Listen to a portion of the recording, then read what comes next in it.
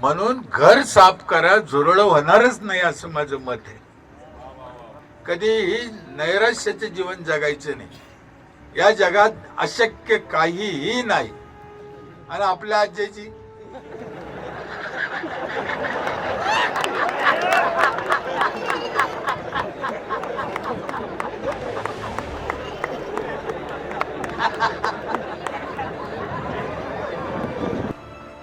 आणि बनसोड सरांनी इथं उद्घाटन ठेवलं. मला काय गणित कळलं नाही. हा ना, म्हणजे एक माणूस पोरांच्या गरजासाठी झगडतो आणि एक माणूस पोरांच्या गरजा मोडून टाकायसाठी काठीने मारतोय. हे दोन्ही एका ठिकाणी पाहायला मिळत आहे. आश्चर्याचीच गोष्ट आहे.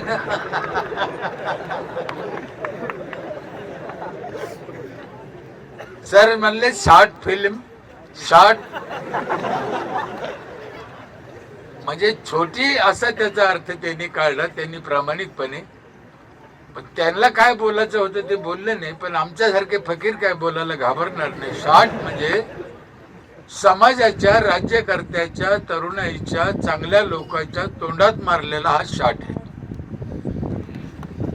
हा ज्याने त्यांनी समजून घ्यायचा आहे.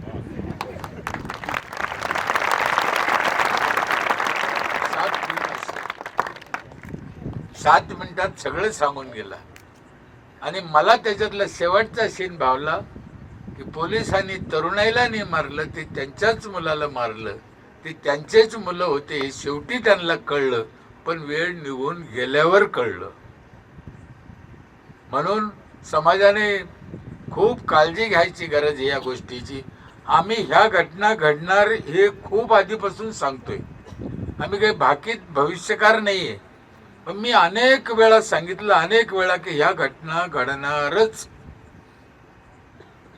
त्याला कारण आपली सिस्टम, आपल्या लोकशाहीतल्या त्रुटी, या समाजाने केलेले कायद्याची चिरफाड आणि समाजाचा घटनेवर उडत चाललेला विश्वास, कायद्यावर उडत चाललेला विश्वास, वेळेवर होत नसलेली कामं, त्याला जी समाजात अराजकता दिसू राहिली त्याच्यातून ह्या घटना घडणारच.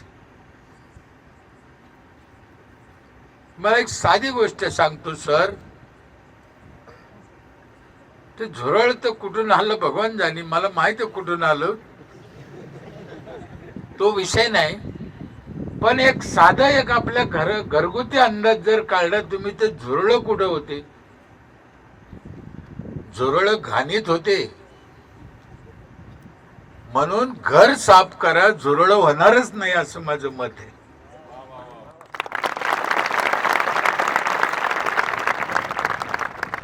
झुरळ उगाच कशाला होईल? आणि झुरळाला औषध आणून मारून टाकणं हा पर्याय नाही. घर साफ करणं, घर स्वच्छ ठेवणं हा पर्याय आहे. स्वच्छ घर करा, झुरळ येणारच नाही, झुरळ होणारच नाही, याच्यासाठी काळजी घ्या. असे प्रसंगही घडणार नाही. ज्या वेळेस त्या पोराच्या पाठीवरचे ओळ त्याच्या आईने बघितले असेल, तेव्हा ती त्याची आई नव्हती. त्याची आई नसून माझ्या नजरेने ती भारत माता त्या मुलाकडे पाहते असं मला वाटत होतं. काय वाटलं असेल त्या आईला, काय चाललंय आपल्या देशामध्ये असं तिला वाटलं असेल. पण तिचा नाईलाज आहे. म्हणून ज्या त्या परीने ज्यांनी त्यांनी एक एक गरजे माणूस, म्हणजे मला तुम्हाला राग येईल कदाचित किंवा वाईट वाटेल, कोण गरजे पण काय उभा करू शकतो. म्हणजे प्रत्येक माणसानं त्याची त्याची ड्युटी, त्याचं कर्तव्य इमाने इतभर केलं, काम केलं तर प्रॉब्लेम याचा संबंधच येत नाही. कोण भास्कर पेरे चिल्लर एवढा ग्रामपंचायत सदस्य, सरपंच काय मोठी गोष्ट आहे? मागच्या 3 महिन्यापूर्वी पंतप्रधान 2 मिनिटं बोलले आमच्यावर मन की बात मध्ये. मी काय भाजपचा आहे? बोलावं लागलं. काम असे अनेक लोक आहे आपल्या देशामध्ये, अनेक लोक आहे असे की त्यांच्या कामामुळे ते मोठे झाले. आणि पराहो, तुम्हाला माझी हात जोडून विनंती आहे, कधीही नैराश्याचे जीवन जगायचे नाही. या जगात अशक्य काहीही नाही, काहीही नाही. आत्ता आम्ही आलो तेव्हा सर आम्ही बोललो होतो, म्हणलं हे पण गाथ्यात सांगितलेलं आहे. जगद्गुरु तुकाराम महाराजांच्या गाथ्यातलं वाक्य आहे, असा ते साध्य करिता सायास. तुम्ही मेहनत करा, काही पण होऊ शकतं, काही पण. तुमच्या बसलेल्या पोरात काय काय दडलेलं आहे आणि हे गरजे सर याच्यातून काय काय निर्माण करते, कल्पनेच्या पलीकडे आहे, होऊ शकतंय. म्हणून मेहनत करा, चांगले व्यसन लावून घ्या. लोक म्हणते व्यसन सोडा, मी म्हणतो चांगले लावून घ्या. काय जीवनात संग येत नाही, काय चांगलं जगा, दुसऱ्यासाठी जगा, जगासाठी करा, देशासाठी करा, देशावर प्रेम करा. आमच्या साने गुरुजींनी सांगितले, खरा तो एकची धर्म, जगाला प्रेम अर्पावे. केलं पाहिजे हो. तुम्हाला एक प्रश्न विचारतो, मोकळ्या मनाने, समोरच्या पार्टीने जरी उत्तर दिलं तर चालत. आपण महात्मा गांधीची जयंती कधी साजरी करतो? बरोबर. डॉक्टर बाबासाहेब आंबेडकरांची, वा. छत्रपती शिवाजी महाराजांची.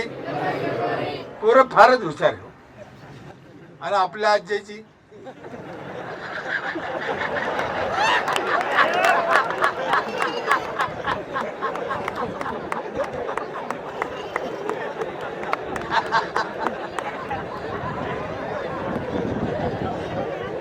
जमीन आज्याने ठेवली, वाडा आज्याने बांधला, लग्न आज्याने केलं, लहानचं मोठं आज्याने केलं. आमच्या ध्यानात कोण राहिले? छत्रपती डॉक्टर बाबासाहेब आंबेडकर ध्यानात राहिले. का? कारण ते समाजासाठी जगले, म्हणून समाजाने आठवणीत ठेवले.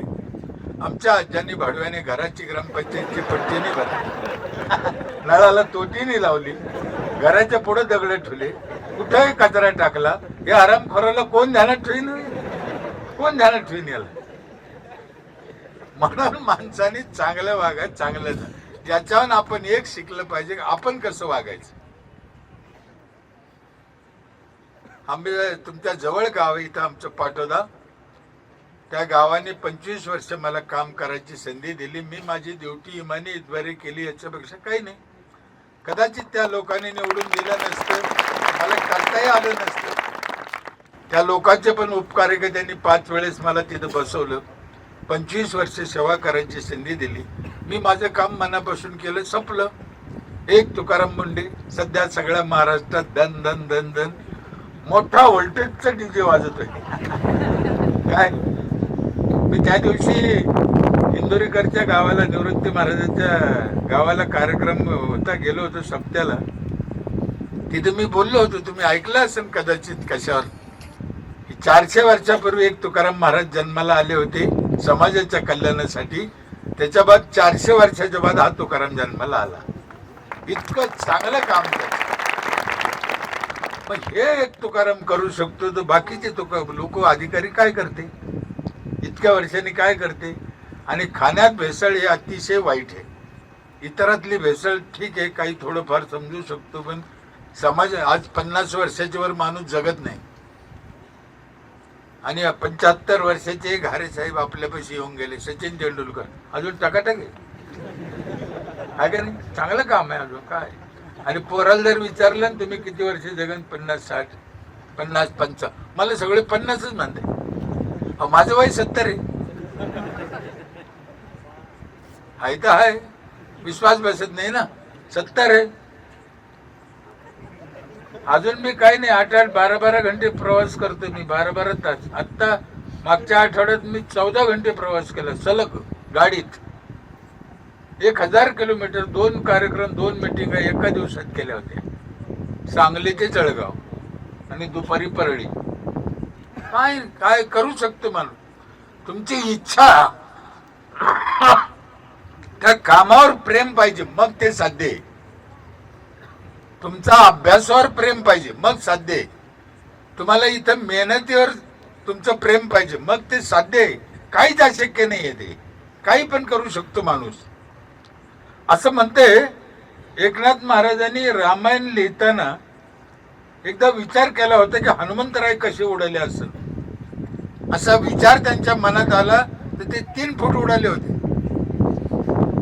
म्हणजे इच्छाशक्ती एवढी एक माणसाची प्रबळ असते की त्याने मनातून ठरवलं तर काही बी होऊ शकतं. ज्याने विमान बनवलं, सुरुवातीला पहिल्या दिवशी विमान उठलं असेल तेव्हा त्या माणसाचं काय जीव म्हणलं असेल. आपण आत्ता विमान उडत बसलेला असताना बी राम राम राम राम राम राम म्हणतो. त्याने पहिल्या दिवशी जेव्हा उडाला असेल सर, कल्पना करा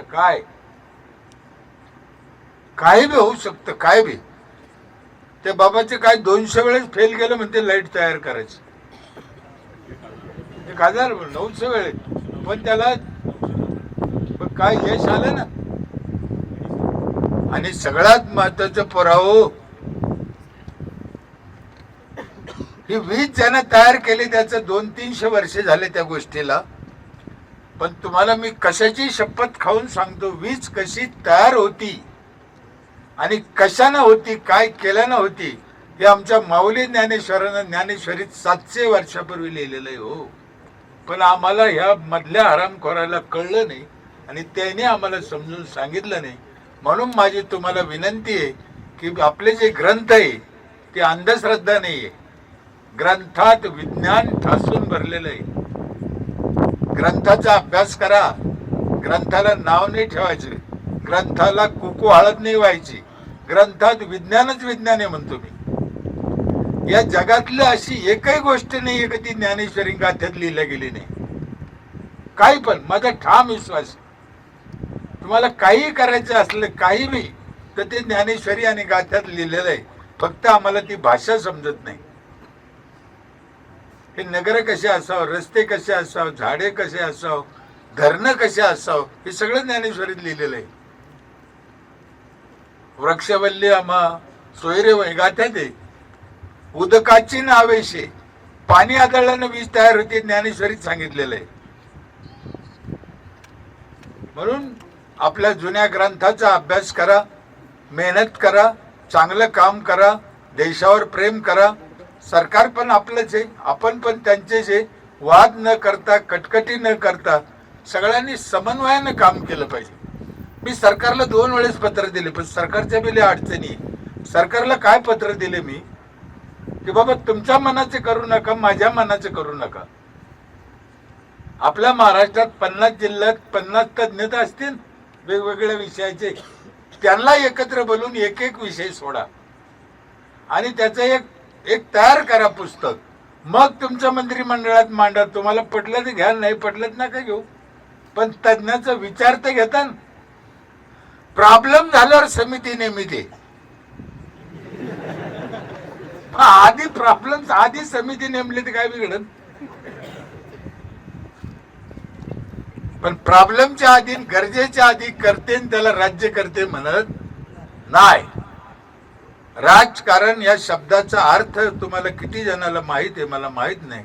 राज म्हणजे कधीच कोणाला सांगायचं नाही आणि कधीच खरं बोलायचं नाही. राज ते कोणाला सांगायचं नाही आणि कधीच खरं बोलायचं नाही. आत्ता कोण म्हणले ना हे सर, त्या याच्यातच त्या फिल्म मध्ये 2-3 हजार क्रिमिनल पोरं त्याच्यात घुसले होते. आपला तो विषय नाही, पण मी तुम्हाला सांगतो, दिसल्यावर माणसाला राहत नाही. आम्हाला तर राहतच नाही हो. मी म्हणतो घुसले असते, पण माझा ठाम विश्वास आहे ते विद्यार्थी नव्हते, ते आजी माजी किंवा भावी राजकारण्याचे दत्तक आणलेले लोक असते, इतरांचे नाही. पोरं कशाला आणते क्रिमिनल लोक, पोराच्या डोक्यात कशाला येते. हे तुम्हीच आणलेले हरामखोर हो. हरामखोर शब्द पण कमी पडतो. मी म्हणलो आजीचे असतील, माजीचे असतील किंवा भावीचे असतील, पण ह्या लोकांनी यांच्यात घुसवून नाश केलेला आहे. हे घडतं असं आणि हे लोक असेच असते.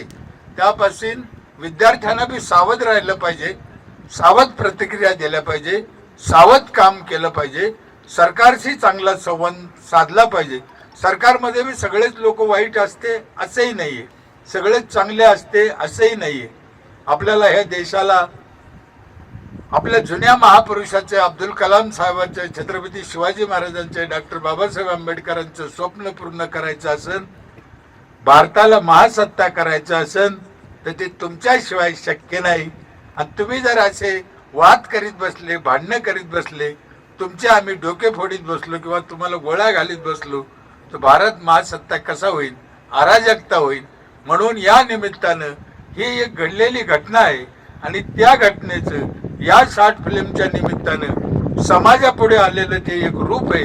याच्यापासून काहीतरी शिकून याच्यावर चांगलं मंथन होऊन या देशाचं कल्याण कसं करता येईल, आपल्या तरुणाईचं कल्याण कसं करता येईल हा विचार या देशातल्या थोर समाजसेवक, थोर राजकारणी करतील अशी आशा करतो. जय हिंद, जय महाराष्ट्र.